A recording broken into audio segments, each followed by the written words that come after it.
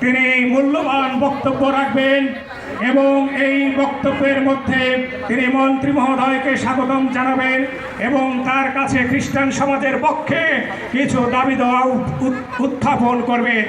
এই সময় আমি তাকে এই বিশেষ বক্তব্য দেওয়ার জন্য বিশেষভাবে অনুরোধ করছি। মাননীয় বিশপ ফিলিপ্পি অধিকারী আসুন, তার উদ্দেশ্যে জোরে করতালি জ্ঞাপন করি। ধন্যবাদ বিশপ মহোদয়।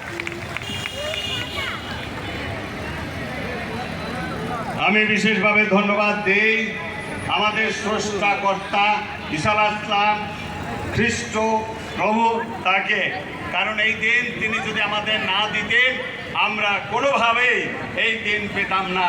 আর সবচাইতে আনন্দের দিন যে আমরা একটা গণতান্ত্রিক সরকার পেয়েছি। গণতান্ত্রিক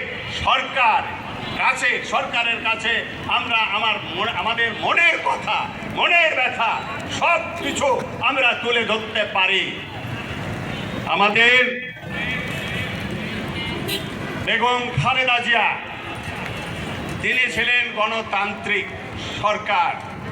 তার সান্নিধ্যে আমি অনেকবার, বহুবার, মনে হয় 10 বছরে আমি তার কাছে 16 বার আমি গিয়েছি।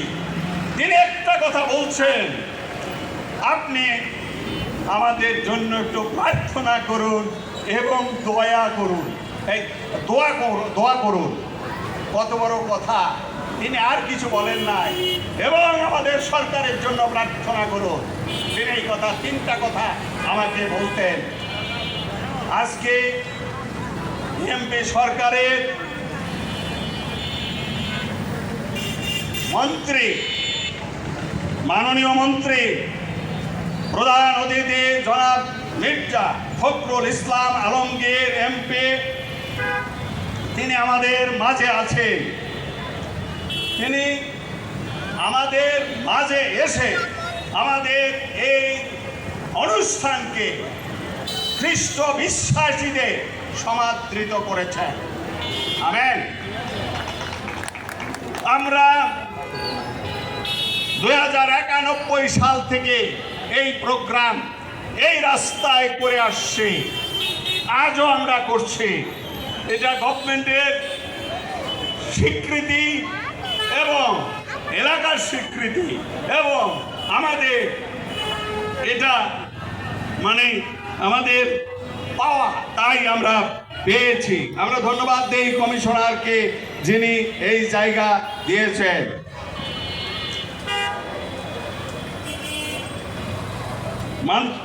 আজকের এই পবিত্র ইস্টার মূল বার্তা হলো মৃত্যুর উপর জীবনের জয়, অন্ধকারের উপর আলোর জয়, হতাশার উপর আশার জয়।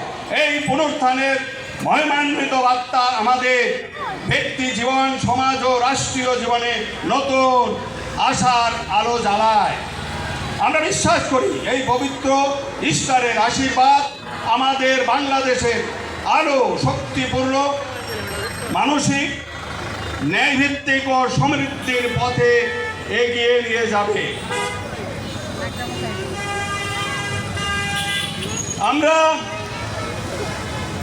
আমাদের